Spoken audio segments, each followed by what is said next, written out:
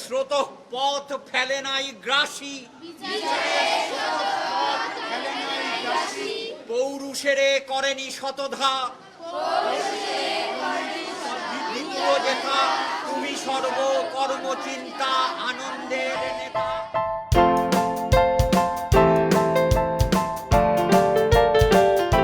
কলকাতায় আনাচে কানাচে লুকিয়ে রয়েছে এমন অনেক পড়ুয়া যাদের জীবনে অভাবের কুচকুচে অন্ধকারে পৌঁছায় না শিক্ষার আলো। দক্ষিণ কলকাতায় এমনই পড়ুয়াদের নিয়ে তৈরি হয়েছে এক হোস্টেল।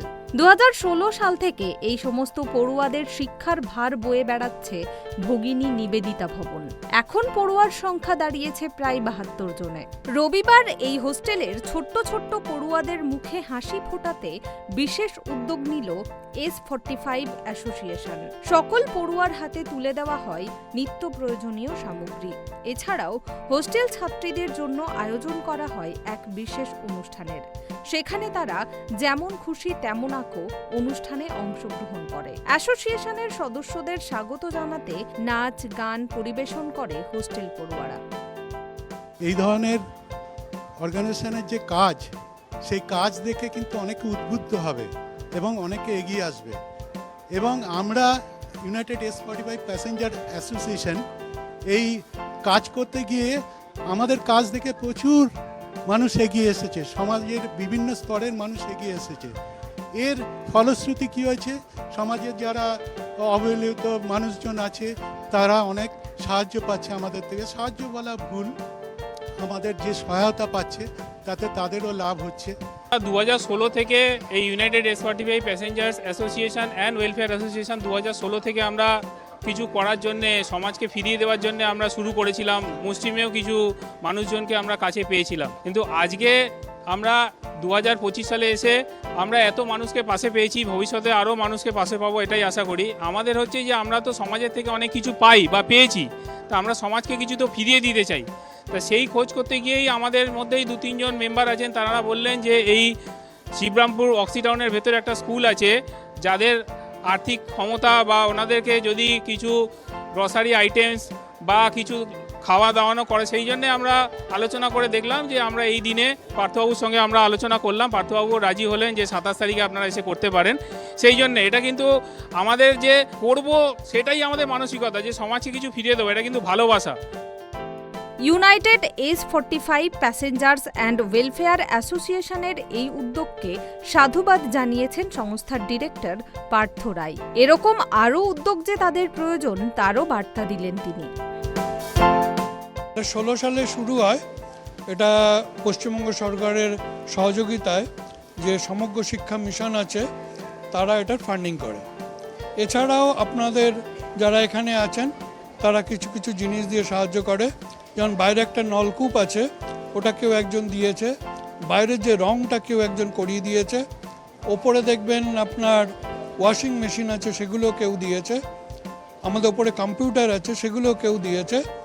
প্লাস সরকারের সহযোগিতায় এটা আমরা চালাচ্ছি। আজ যদি এখানে না এসে পড়তো তাহলে না ট্রাফিক হয়ে যেত, নাহলে এরা বিয়ে করে ফেলতো, নাহলে বাড়িতে অ্যাবিউজ হতো, কিছু একটা হতো এদের। এখান থেকে অনেক বাচ্চা মাধ্যমিক পাস করে যাচ্ছে এবং ওরা একটা জীবনের মানে খুঁজে পেয়েছে। আমি যদি বলি it is need of the hour, এই মুহূর্তে এটারই দরকার।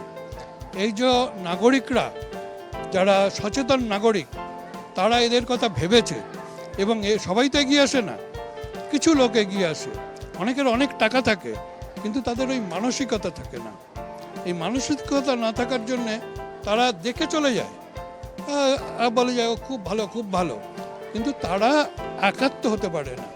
এনারা যে এগিয়ে এসছেন, এটা একটা বিশাল কন্ট্রিবিউশন টু দি চিলড্রেন। আমাদের সাধ্য আছে নেই আমি বলবো না, তবে বিশাল কিছু নয়, তার মধ্যে আমরা সীমিত ক্ষমতায় আমরা চেষ্টা করি।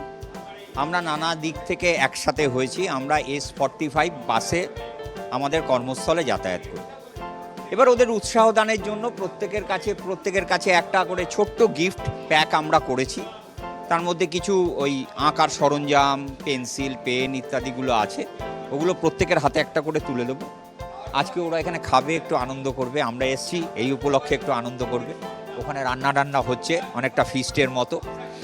আর কিছু নিত্য প্রয়োজনীয় জিনিসপত্র যেটা ওদের রেগুলার লাগে, মানে খাদ্যবস্তু, চাল ডাল তেল নুন ইত্যাদি, এগুলো আমরা ওদেরকে দিয়েছি। অন্তরের অন্তঃস্থল থেকে ভগবানের কাছে প্রার্থনা করি এনারা ভালো থাকুক, এনারা সুস্থ থাকুক, তাহলে ওরাও ভালো থাকুক, নমস্কার। অনুষ্ঠানে দুপুরের খাবারেরও ব্যবস্থা করা হয়েছিল, যাতে ছাত্রীরা একসঙ্গে বসে খাওয়া দাওয়া করতে পারে এবং তাদের এই বিশেষ দিনটি আরও স্মরণীয় হয়ে ওঠে। বাড়ি হচ্ছে জয়নগরে, দেশেই থাক এভাবে মানে এখানে একটা কাজ করতে এসেছে, তার সঙ্গে যোগাযোগ করে এসেছি। আমি 3 বছর আছি। বাড়িতে মা বাবা দাদা আর দাদু আছে। মানে গরমে ছুটি বললে যায়, আর দুর্গাপুজোর ছুটি বললে যায়, আর ডিসেম্বরেতে মানে বিকেল 4টের সময় দেখা করার ডেট হয়, বিকেল 4টের সময় আসে মা বাবাকেও।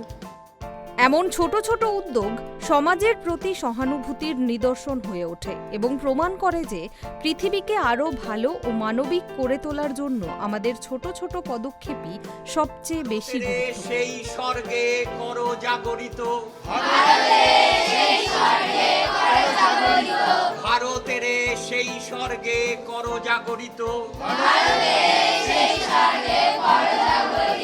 ভারতের সেই স্বর্গে করো জাগরিত।